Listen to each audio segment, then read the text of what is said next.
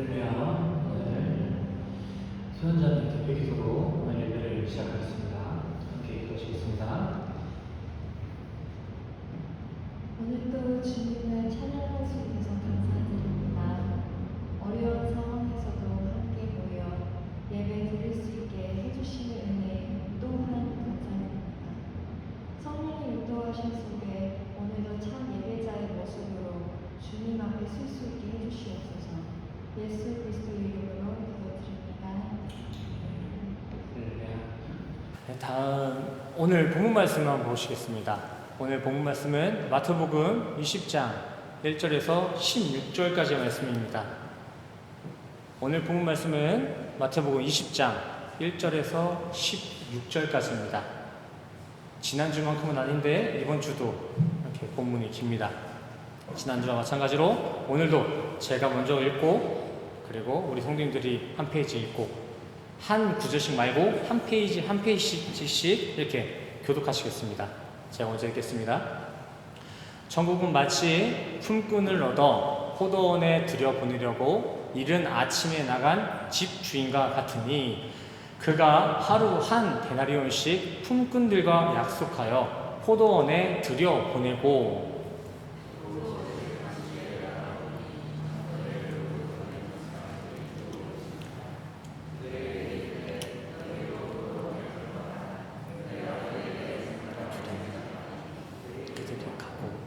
제6시와 제9시에 또 나가 그와 같이 하고 제11시에도 나가보니 서 있는 사람들이 또 있는지라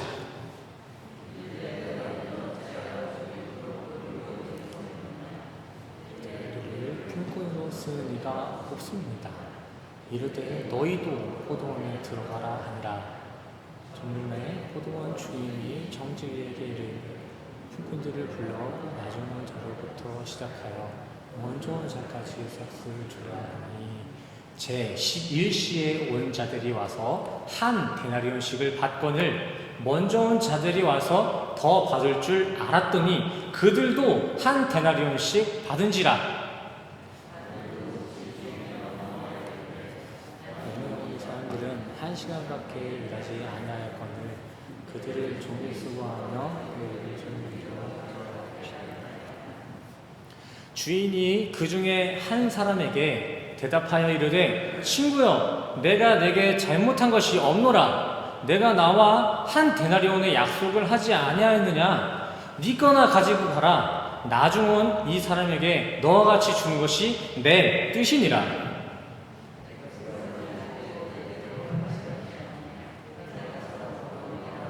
16절은 같이 읽겠습니다. 시작. 이와 같이 나중된 자로서 먼저 되고 먼저 된 자로서 나중되리라. 아멘.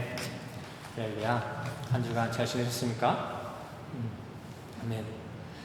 자, 오늘 본문 말씀, 오늘 본문 포도원 품꾼 비유는 예수님께서 여전히 은혜의 깊이를 깨닫지 못하고 있는 제자들에게 하나님 나라, 곧 천국, 은혜의 질서를 좀 더 이해하기 쉽게 그들의 실생활 모습에 빗대어서 쉽게 이야기해 주신 비유 이야기입니다. 면밀히 이 포도원 비유를 따져보자면은 오늘 본문은 19장에서부터 그 제자들의 질문에서부터 시작되는 겁니다. 19장 25절에서 26절 보시겠습니다. 제자들이 묻고 몹시 놀라 이르되 그렇다면 누가 구원을 얻을 수 있으리까? 예수께서 그들을 보시며 이르시되 사람으로는 할 수 없으나 하나님으로서는 다 하실 수 있느니라. 아멘. 이렇게 오늘 본문 말씀은 누가 구원을 얻을 수 있냐는 19장에서의 제자들의 질문에서 쭉 이어져 오고 있는 거예요. 제자들의 이 질문의 관점을 설교 마지막까지 쭉 지켜가시기 바랍니다. 오늘 설교는 저 질문의 대답이라고 이렇게 생각하시면 좋을 것 같아요. 먼저 등장인물 한번 소개해 보겠습니다.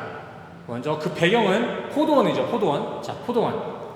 그리고 오늘 비유에서는 크게 두 파트의 비유 대상이 나오는데 첫 번째로는 포도원 주인이 나옵니다. 포도원 주인. 이 포도원 주인은 무엇을 비유하고 있는 대상일까요?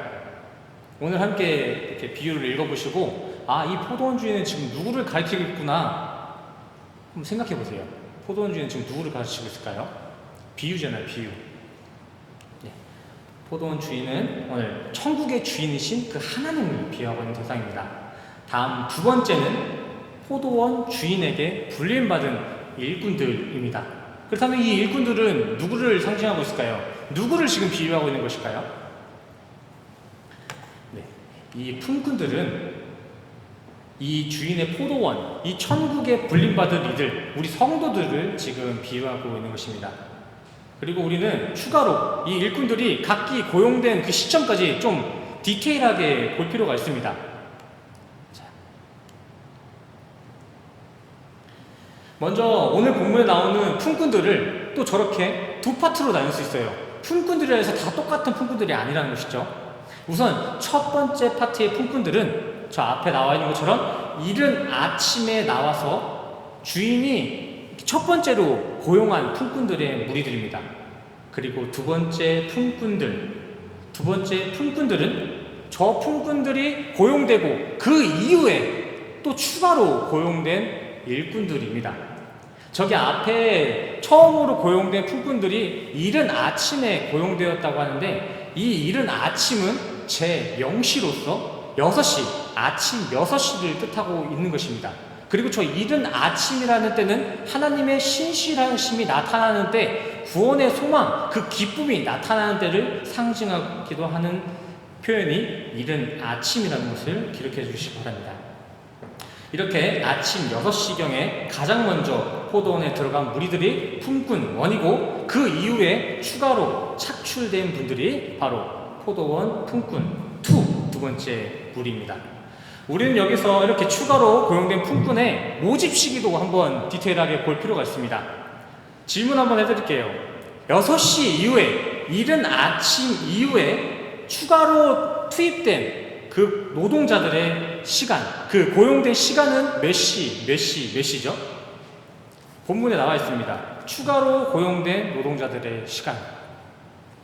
본문에서는 제3시, 제6시, 9시, 11시라고 나와 있습니다. 그러나 전에 설교를 함께 들어보신 분들은 기억하시겠지만, 이 시간은 우리가 인지하고 있는 현재의 시간과는 좀 차별될 필요가 있습니다.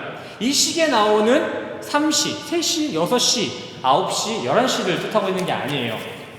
고대 때의 시간은 현대의 시간법으로 다시 환산해서 확인할 필요가 있습니다. 오늘 본문에 나온 시간을 유대 낮 시간, 또 유대의 시간은 낮 시간, 밤 시간, 이렇게 계산하면 또 달라요. 근데 오늘은 그 낮 시간으로 계산 한번 해보면은 이렇게 나옵니다. 기록된 시간과 현재 우리가 보고 있는 이 시간법은 대략 6시간의 차이가 있습니다. 6시간. 그러므로 추가로 투입된 일꾼들이 고용된 시간은 오전 9시, 12시, 오후 3시, 5시 이렇게 되겠습니다. 이거 좀 이렇게 복잡하게 생각하실 필요 없습니다. 그냥 본문에 나와 있는 그 시간에 6시간을 더해주면 되는 겁니다. 또 어떤 특별한 의미가 있는 뭐 카이로스의 시간, 뭐 크로노스의 시간, 뭐 이런 영적인 개념이 아니라 나라와 나라 간의 그 시차, 시대와 시대 간의 그 시차를 계산한 거예요. 이해가 안 되시면은 그냥 9시, 12시, 뭐 3시, 5시에 고용된 추가 노동자들, 이 정도로 기억하시면 될 것 같습니다. 제가 다시 한번 질문하기 원합니다. 그렇다면은 그 당시 고용된 노동자들의 퇴근 시간은 몇 시였을까요? 퇴근 시간. 당시 이스라엘 문화 배경이 연구되어 있는 서적들을 찾아보면은 당시 유대인들은 보통 아침 6시 해가 뜰 무렵부터 해가 지는 시간 저녁 6시까지를 낮이라고 불렀어요. 낮. 그리고 그 낮 시간, 그 12시간 동안 계속 일을 했다고 나와 있습니다. 그래서 결론은 그 고대 당시 노동자들의 퇴근 시간은 6시입니다. 6시. 조금만 더 계산해 볼게요. 이 시간들이, 이 계산하는 과정들이 중요한 건 아니지만, 이 계산들로 인해서 품꾼들의 자리가 그 포지션에 딱딱딱 들어맞기 때문에 이 계산하는 거 꼭 중요한 겁니다. 그렇다면 오늘 본문에 나온 첫 번째 품꾼, 그 노동자들은 오늘 하루 동안 몇 시간을 일했을까요? 첫 번째 품꾼, 가장 먼저 이른 아침에 나온 그 일꾼들은 몇 시간이나 일을 한 걸까요? 좀 전에 말씀드린 것 같이 그 근로기준법대로, 그 당시의 근로기준법대로 열심히 일한 그 시간 12시간을 꼬박 일했습니다.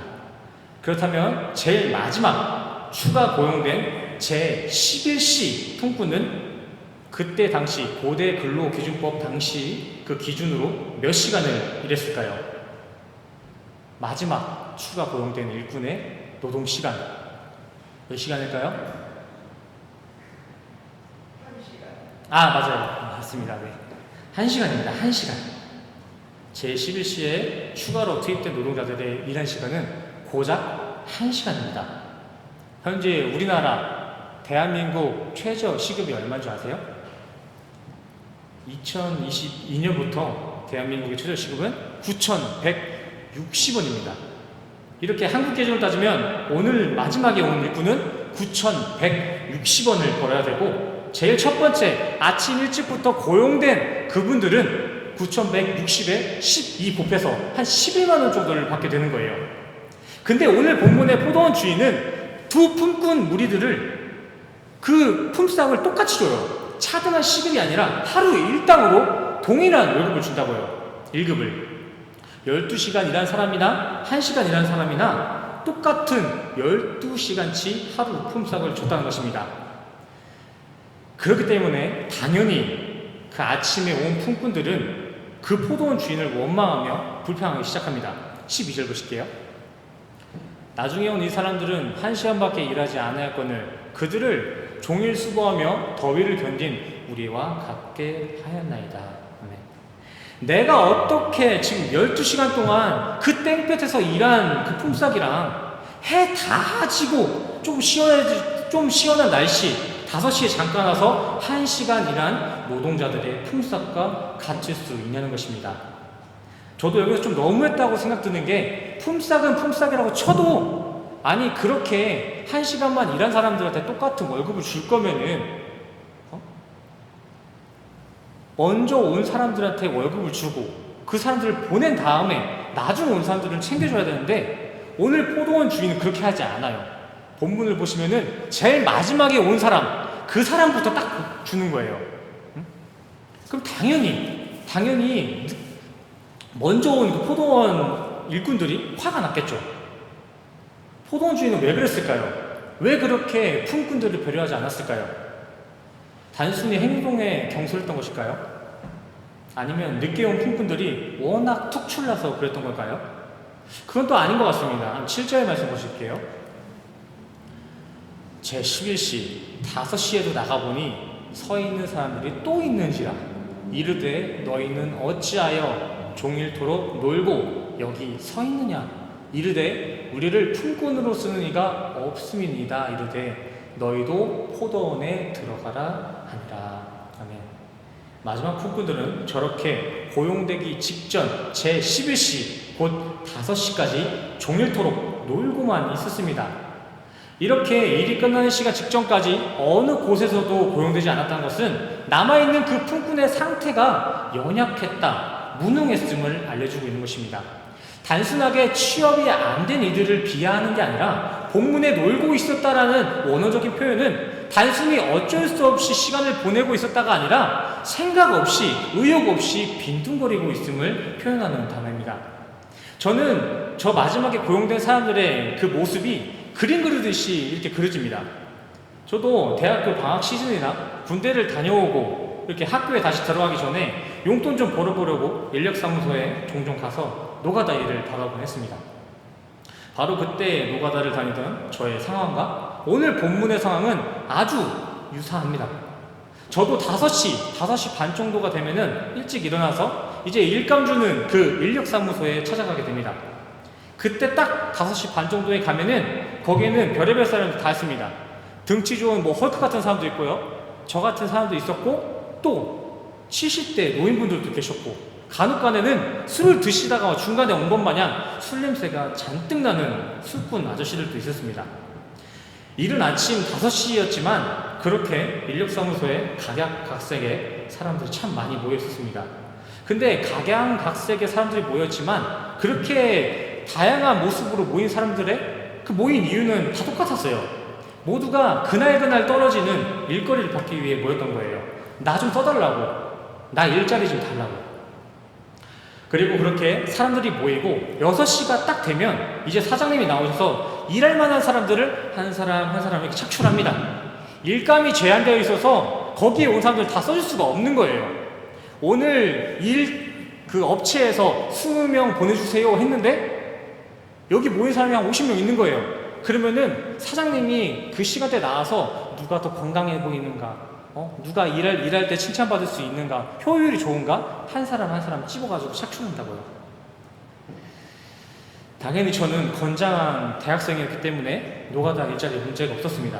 하지만 70이 다 된 노인분들이나 아니면 술 냄새 풍기는 아저씨들은 매번 일을 받지 못했습니다. 노가다라는 일이 험하기도 했고 안정상에 이렇게 문제가 있기 때문에 노약자나 정신이 바르지 못한 사람들은 제한된 그 일자리에 포함되지 못했습니다. 아무튼 그렇게 건장한 사람들은 다들 착출돼서 일터에 나가고 일자리를 못 받은 그 노인분들과 술에 찌든 아저씨들은 그 인력사무소에서 떠나지 않습니다. 그 인력사무소가 자기네 놀이터인 것 마냥 커피 마시고 뭐 신문 읽고 그러시다가 오후쯤 돼서 그냥 털레털레 집에 돌아가시곤 하시더라고요. 오늘 본문에 나온 그 추가로 모집된 품꾼들도 이것과 비슷한 그림이에요. 본문에는 늦게 불림받은 그들에 대한 기록이 자세하게 나와 있지 않습니다. 하지만 연구서적을 보시면 그 당시, 고대 당시 인력시장에서의 착취 기준도 지금 기준과 다를 게 없었습니다. 한마디로 늦게 추가로 고용된 품꾼들은 건강하지 못한 이들, 대개 노약자였거나 아니면은 몸이 온전치 못한 불편한 사람들이었다라는 것입니다. 그래서 아침 6시에 먼저 나와서 그 땡볕에서 12시간 동안 일한 건장한 품꾼들은 더 화가 났던 거예요. 그 아픈 사람들이 시원한 시간에 1시간 일한 거랑 나같이 건강한 사람이 땀 뻘뻘 흘리며 12시간 일한 그 성과가 어떻게 가냐는 것입니다. 도저히 수지타산에 안 맞는다는 거예요. 제가 봐도 이거 좀 불평해 보여요. 하지만 이러한 품꾼의 불평과 불만은 주인의 불공정에서 나온 게 아니라 되려 포도원 주인의 메시지, 그 메시지에 귀 기울이지 않았던 아침 일꾼들의 딴청에서 파생된 결과입니다. 해당 본문 13절과 14절 보시겠습니다.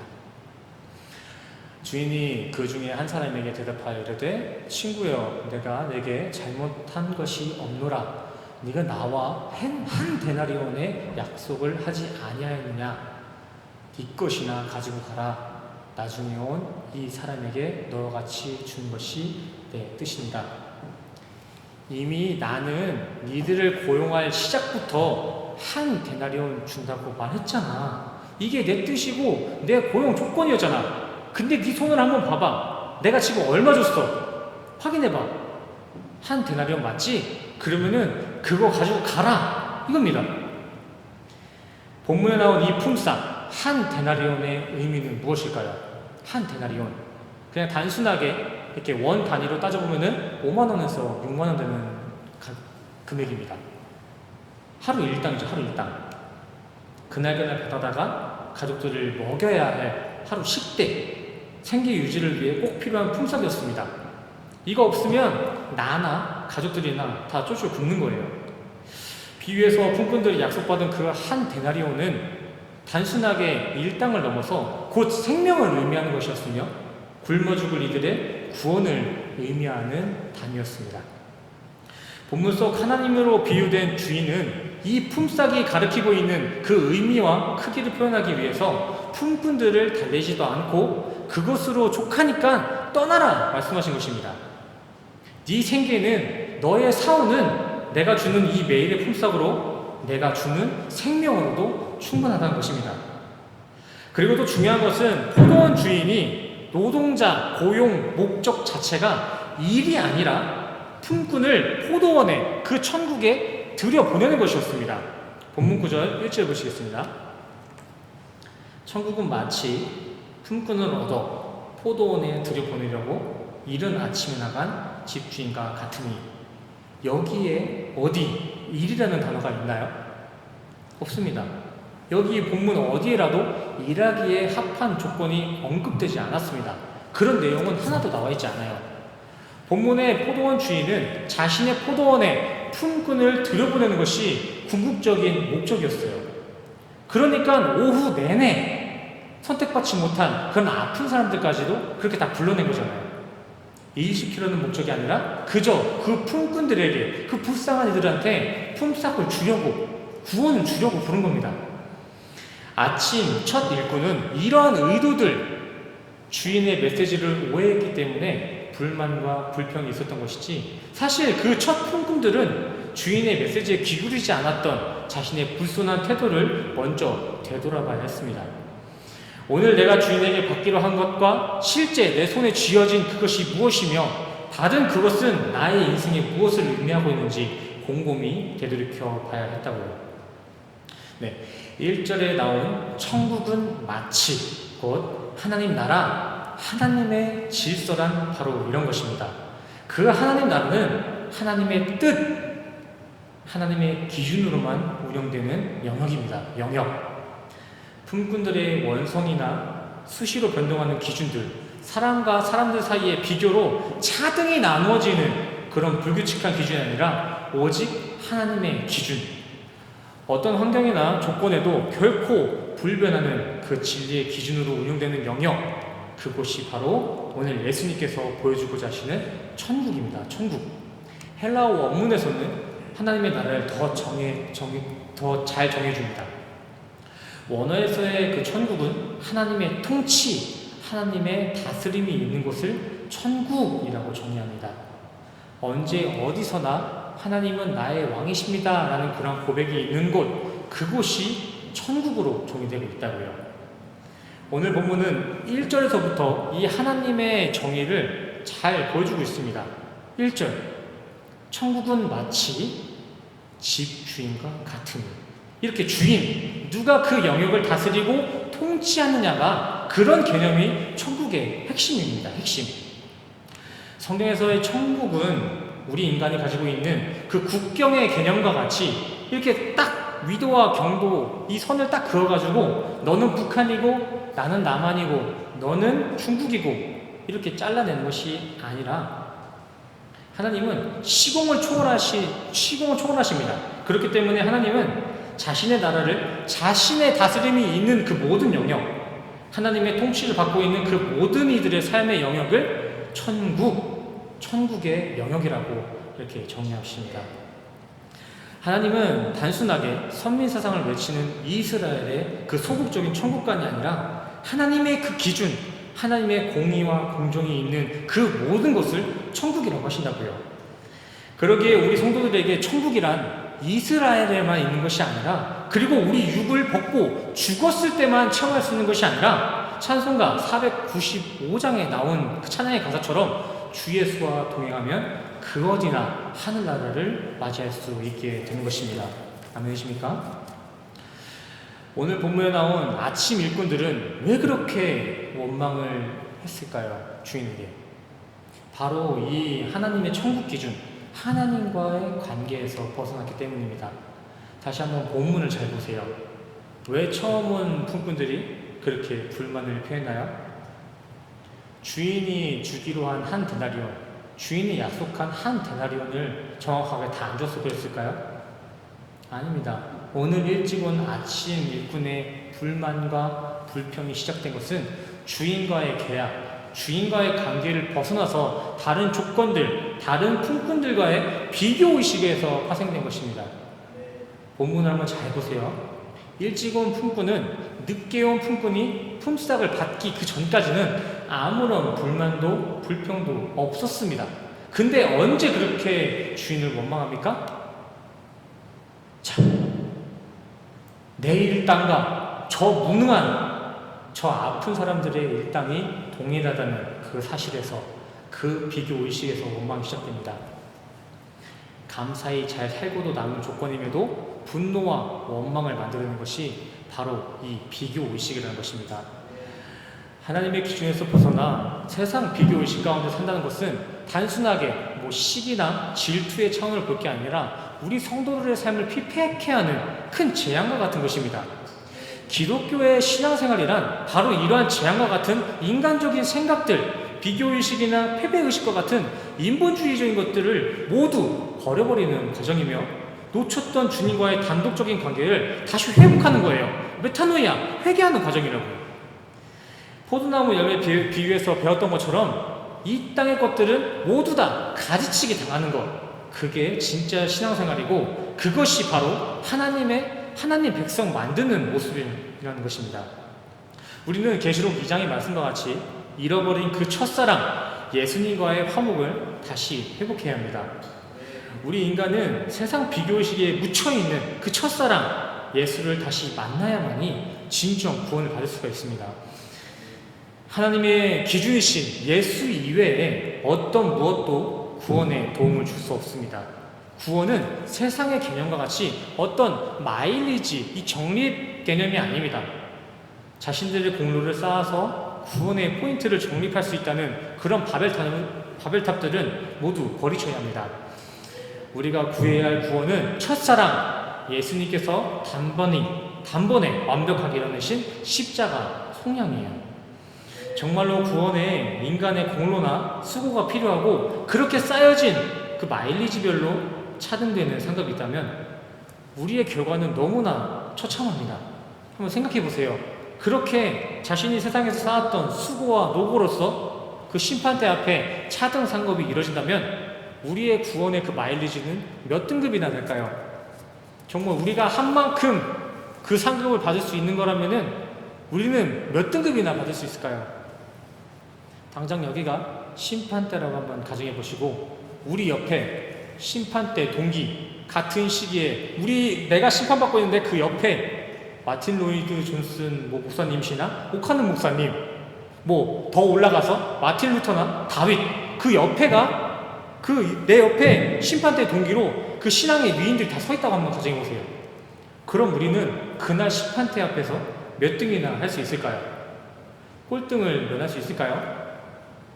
과연 우리의 신앙 마일리지로 받을 수 있는 상급이 있기는 할까요?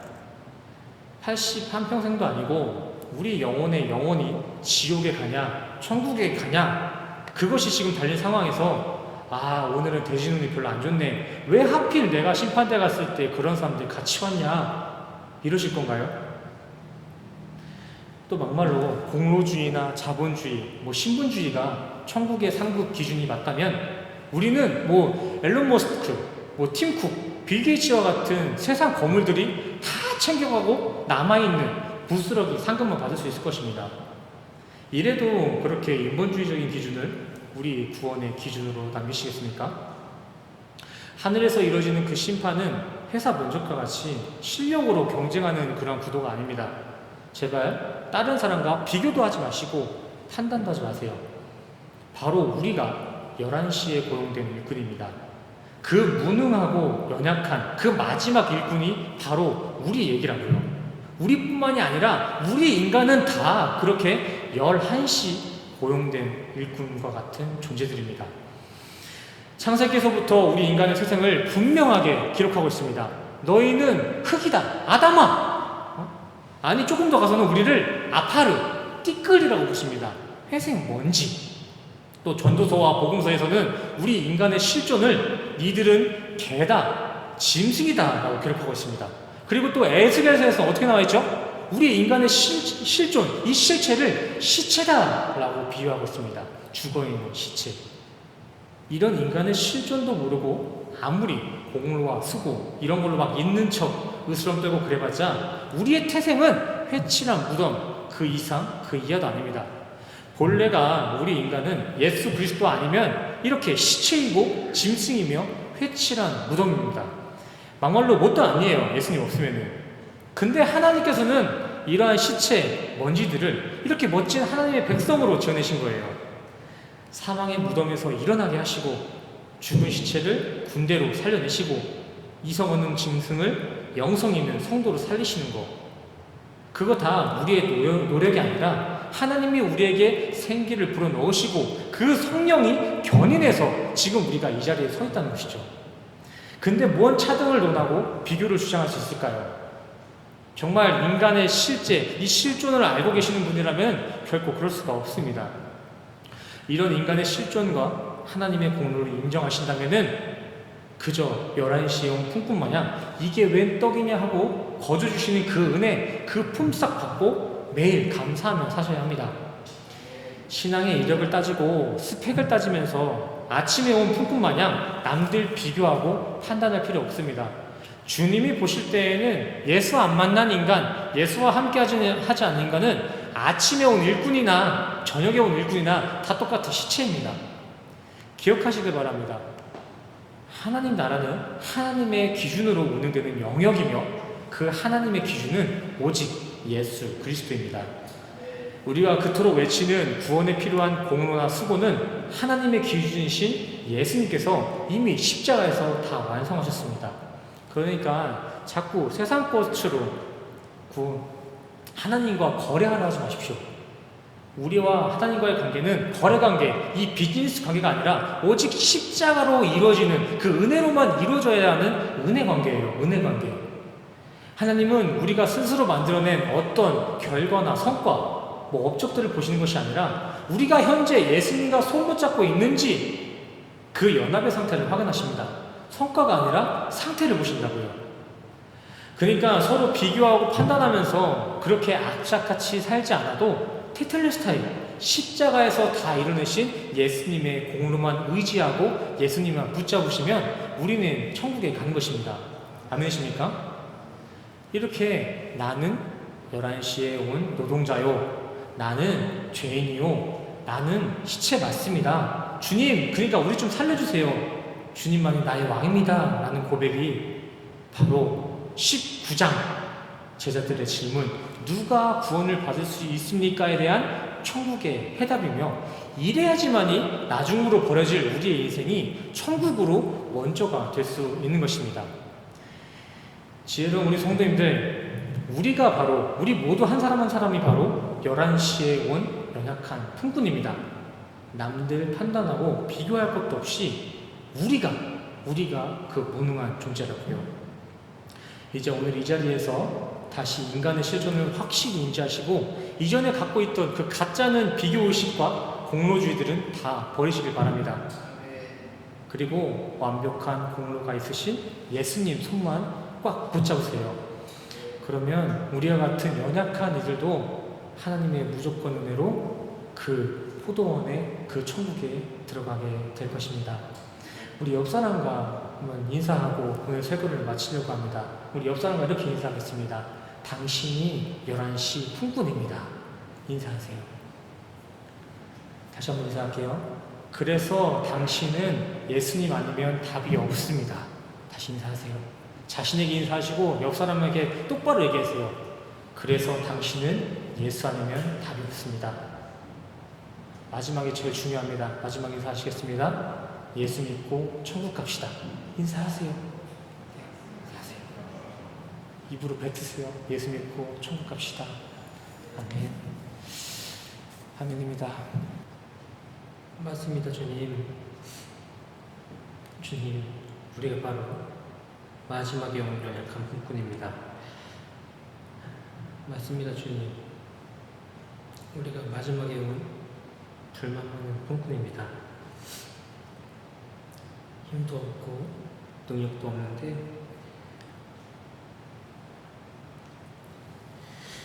불만만 많은 그러한 사람들이 바로 우리입니다. 그럼에도 불구하고 아니 그렇기 때문에 우리는 오늘 또다시 주님의 손을 꽉 붙잡습니다.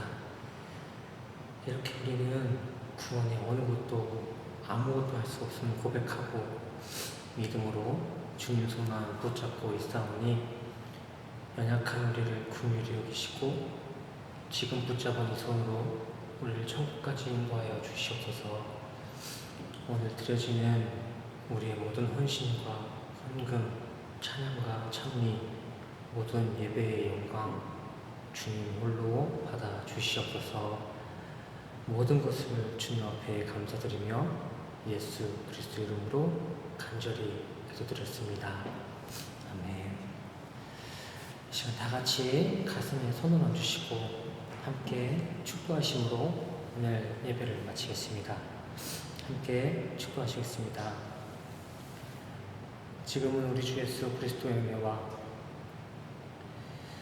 십자가에서 완성하신 주님의 사랑과 주님의 은혜가 지금 이 자리에 모이신 우리 모든 성도님들의 머리 위에 지금으로부터 영원까지 함께 하시기를 간절히 축원하옵나이다. 아멘.